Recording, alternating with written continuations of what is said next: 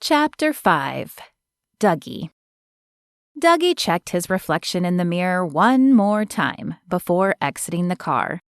It wasn't the date with Holly that he'd hoped for, but his mother had raised him to treat all women with respect, and he would focus on Becca tonight, even though he had no romantic feelings for her. She'd asked him to pick her up at the bakery, stating she'd be working until their date and have to return to it after. But when he pulled on the front door, it wouldn't open. Cupping his hands, he peered through the windows, but though the lights were on inside, there was no sign of Becca. Great. He knew they should have exchanged numbers. "You look like you're casing the joint." The unfamiliar voice made him jump, and he turned to see the man who'd been paired with Holly, looking at him with a smarmy expression. Though dressed nicely, he still felt oily to Dougie, like he belonged on a used car lot rather than the peaceful streets of Courage, Colorado. "I'm sorry, I don't think we've been introduced. I'm Teddy Douglas." He held out his hand, hoping it would intimidate the much smaller man in front of him. The man twitched only slightly before meeting Dougie's hand. "Frederick Dagwood, I assume I don't actually have to call the cops on you." "Not at all. I'm here to take the owner of the bakery out, but I think she's in the back and lost track of time. I don't have her number, but I'll bet Holly does. I guess I'll go over and ask." Frederick shook his head. "You know what? I'm headed there right now to pick Holly up for our date." He emphasized the word our as if to cement his claim in Dougie's mind. "I'll have her give the owner a call for you. That way you can wait in case she comes out."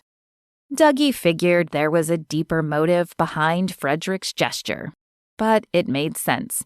He would hate for Becca to realize what time it was, come looking for him, and not find him outside.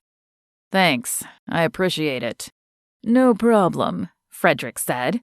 But as he walked across the street to Holly's restaurant, Dougie couldn't help feeling that Frederick was definitely going to be a problem.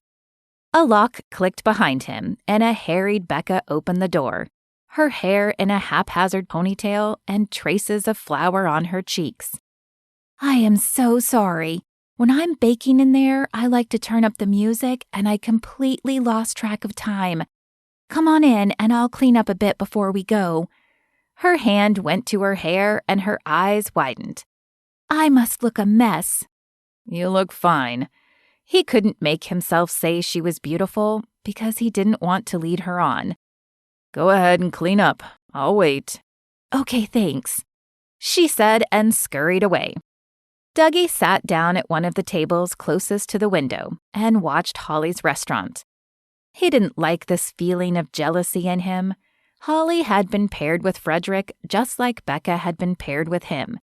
Their date didn't necessarily mean anything, but the jealousy would not go away.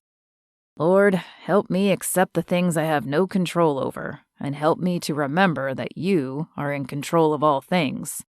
A moment later, Becca reemerged with her hair brushed and pulled back in a ponytail, and her face freshly washed and devoid of flour. "I'm ready if you are." Dougie cast one final glance out the window before smiling and joining Becca. "Absolutely." The air was cool as they stepped outside the bakery, and a shiver raced down Dougie's spine. He glanced around as he held his arm out for Becca. He'd worked security long enough to know to trust his instincts, and something told him he was being watched right now, but he couldn't see anyone. "I thought we could go to Nettie's and make chocolate.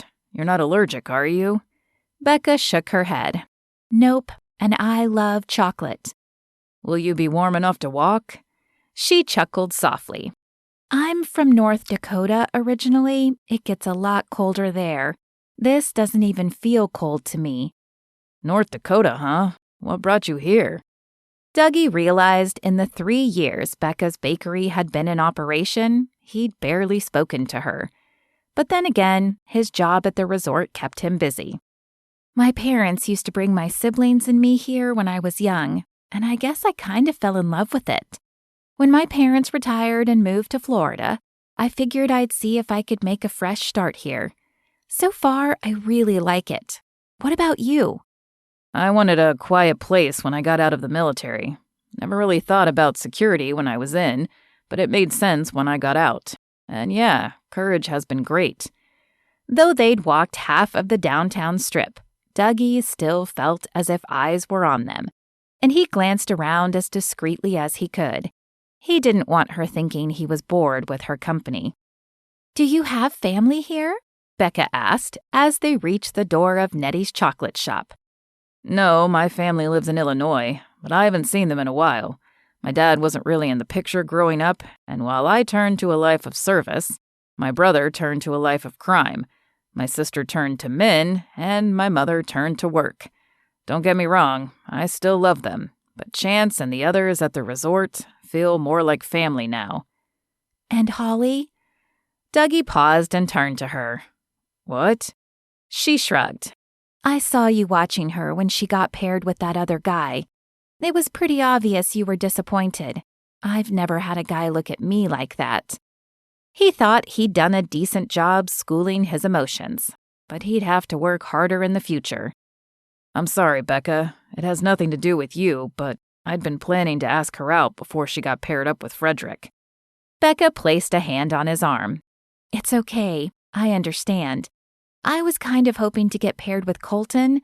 No offense, but I think he's a little closer to my age. Dougie chuckled. No offense taken.